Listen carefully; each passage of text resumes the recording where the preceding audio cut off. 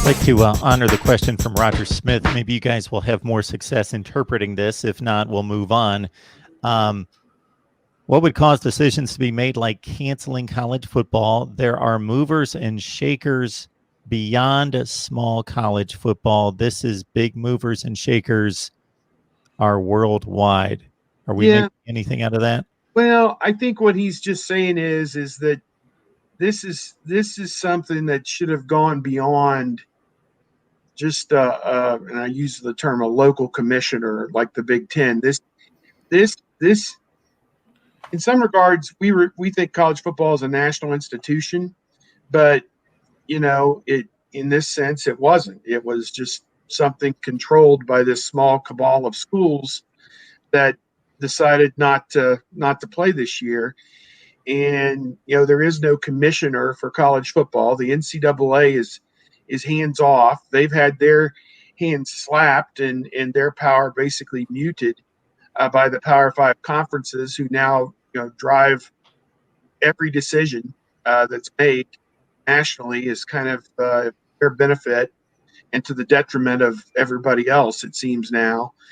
I mean, they have done some things to stewardship the game. I mean, they at least allow a group of 5 team to play in one of the New Year's Six bowls, which it could be a closed shop. That's their one bone they throw them. They still have an NCAA basketball tournament with each passing year, you see leagues get outside the Power Five get fewer and fewer and fewer and fewer berths. And, when was the last time the MAC had 2 teams in the tournament? Probably 20 some years or more. And there have been years where they've deserved to have, 2 teams in and they don't get it.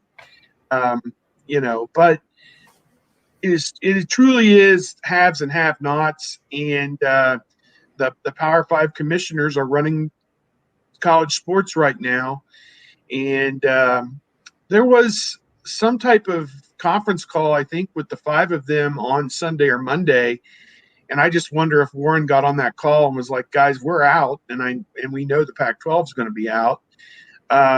You guys might consider getting out as well and doing it all as a group. And he got laughed at, I presume, by the other 3 who said, no, we're going to stay the course for now, which, we'll see if they end up playing or not.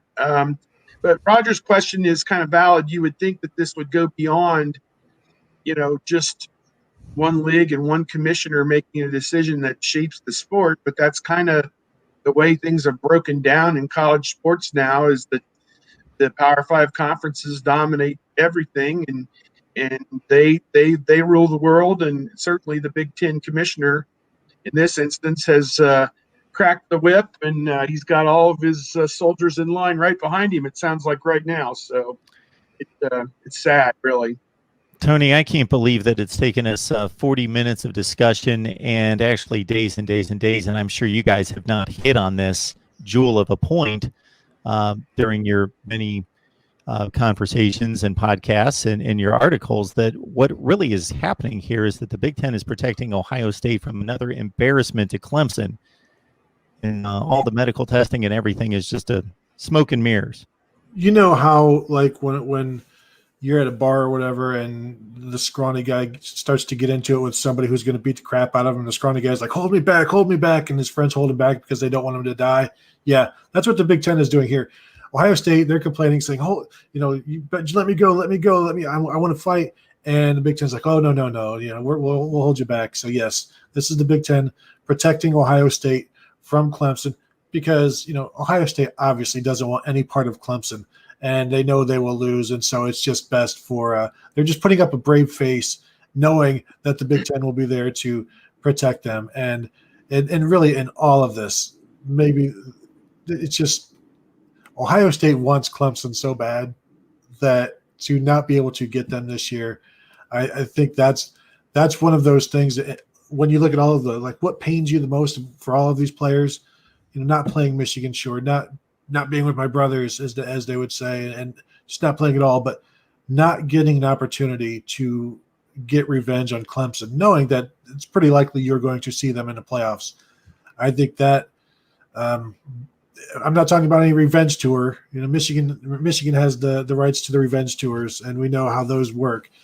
but Ohio State definitely wanted Clemson again. And, eventually, law of averages says Ohio State eventually has to beat Clemson at some point, right? Yeah, that was going to be my point. Following up what you're saying is, all good things must come to an end. I mean, USC had a great run in whatever decade that was, the 2000s, and Pete Carroll left and it fell apart. And Ohio State's dominated Michigan for 8 years, but what's to say that that's not going to change sometime in the near future?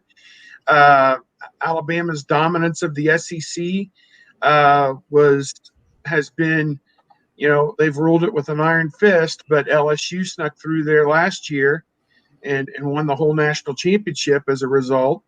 Auburn's dinged them a couple times as well. So Clemson finally had their breakthrough and won the national championship after several attempts, a couple of years ago. So at some point, if they were going to play Ohio State against Clemson, let's just say in the playoff every other year for the next, 10 years, meet 4 or 5 times, Ohio State was going to break through and win one of those. I don't know if it was going to be this year or not. I think Ohio State, if we go back over that game and we can point to the officiating and whatever, I thought Ohio State dominated the game and just had every conceivable break that could go against them win against them. Clemson got stops in the red zone that kept Ohio State out of the end zone 3 times in the first half. They had to settle for field goals, but they're in the red zone 3 times. In fact, they're inside the 10-yard line twice and had to settle for field goals. So give Clemson, I guess, that credit, but I thought otherwise Ohio State was able to move the ball effectively. And really for 2.5 quarters, Clemson did nothing offensively. So I don't know. I know the final score turned out the way it was, and that's what as Luke Fickell and Urban Meyer like to say, it is a evaluation friendly sport. You can look on the scoreboard and get the evaluation that counts. So yeah, get bullied to Clemson. They're great. They're on top of the sport right now, and everyone else is trying to knock them off that pedestal.